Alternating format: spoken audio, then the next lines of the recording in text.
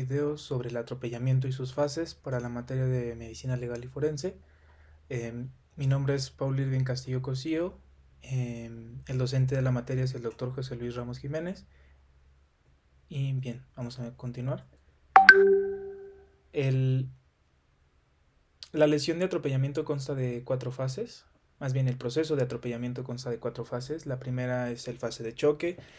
Después tenemos la fase de caída, posteriormente la fase de arrastre y finalmente la fase de aplastamiento. En ese orden se van a presentar. La fase de choque es el encuentro entre la víctima y el vehículo. Esta fase de choque va a tener características justamente dentro de la fase de choque, y la primera va a ser la fase de impacto primario, la cual es el golpe que el vehículo asesta al peatón. Va a tener una lesión característica, lo cual es una fractura por parachoques. Esta fractura se va a presentar de manera transversa o oblicua, que puede ser cerrada o expuesta, de la tibia. Aquí tenemos una radiografía de cómo se presentaría en este tipo de lesión. La otra fase es la fase de impacto secundario, que esta corresponde al golpe que el peatón le da al vehículo, y justamente se va a presentar un daño en el vehículo. ¿En qué partes? Pues tenemos en la cubierta del motor, el marco del parabrisas, guardafangos y también en focos delanteros, como podemos ver en la imagen superior. Y también vamos a tener como tal daño del peatón, que son las lesiones resultantes. Se van a localizar en la mitad superior del cuerpo, como la pelvis, espalda y cabeza. Estas lesiones podemos tener varios tipos. La primera es las lesiones en patrón, que son justamente lesiones que se producen en patrón debido a una forma específica del coche. Por ejemplo, puede ser la forma del emblema, la bisagra del vehículo o el reborde de un espejo. Vamos a tener también fracturas en pelvis debido al impacto y a la localización del vehículo correspondiente con el peatón o la víctima. Vamos a tener también lesiones en cara lateral del muslo, que es justamente debido a un impacto sobre los focos delanteros, y también vamos a tener presencia de bolsa de sangre entre la piel y la aponeurosis. Posteriormente tenemos la fase de caída, la cual se va a producir a una velocidad de entre 40 y 50 km por hora. El impacto primario se produce por debajo del centro de gravedad de la víctima, como lo comentaba, debido a una energía cinética ocasionada por la velocidad que viene el vehículo. Vamos a tener como fases de esta fase de caída o etapas, la cual una vez que el vehículo asesta el golpe a la víctima, esta va a resbalar de la cubierta del motor, como vemos aquí en las imágenes, para finalmente caer al suelo.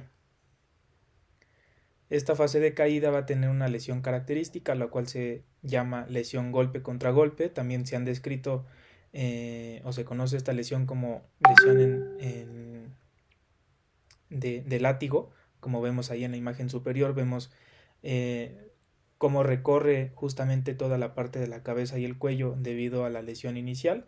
Y también tenemos ahí la lesión de contragolpe, de golpe y contragolpe en la imagen inferior, en la cual la energía cinética del punto de inicio se transmite a otro punto pues totalmente opuesto al sitio de lesión.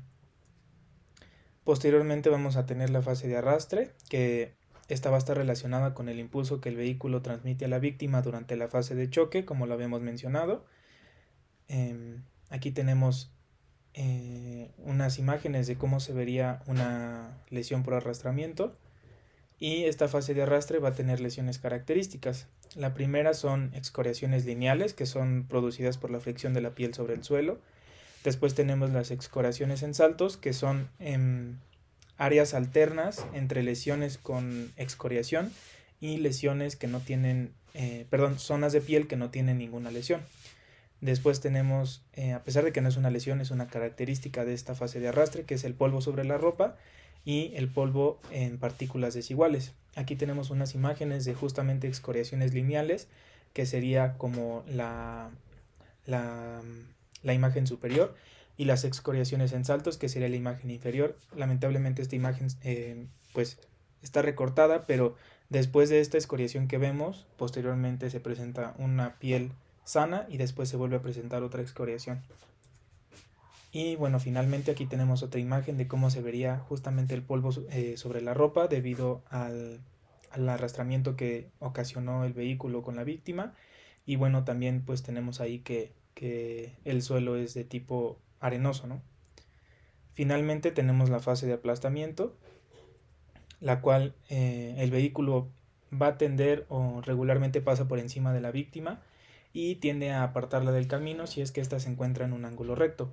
Aquí tenemos como un camión pasó por encima de la víctima, pero no la apartó del camino, sino simplemente debido al peso del mismo vehículo, simplemente pues pasó encima de él.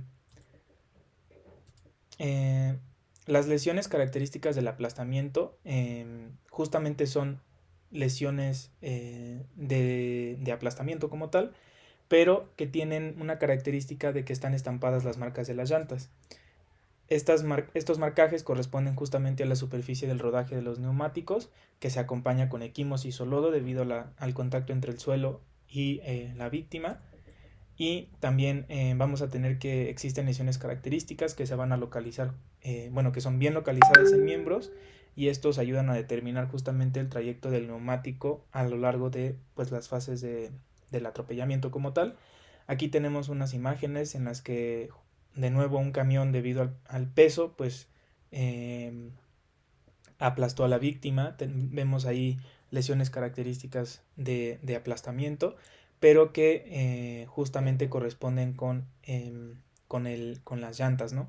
Y en la parte derecha tenemos una imagen que también corresponde justamente a lesiones de aplastamiento, en este caso en cabeza o en tronco superior, que también vemos como si hiciéramos un acercamiento de las lesiones, podríamos ver el trayecto del neumático. Eso sería todo, muchas gracias.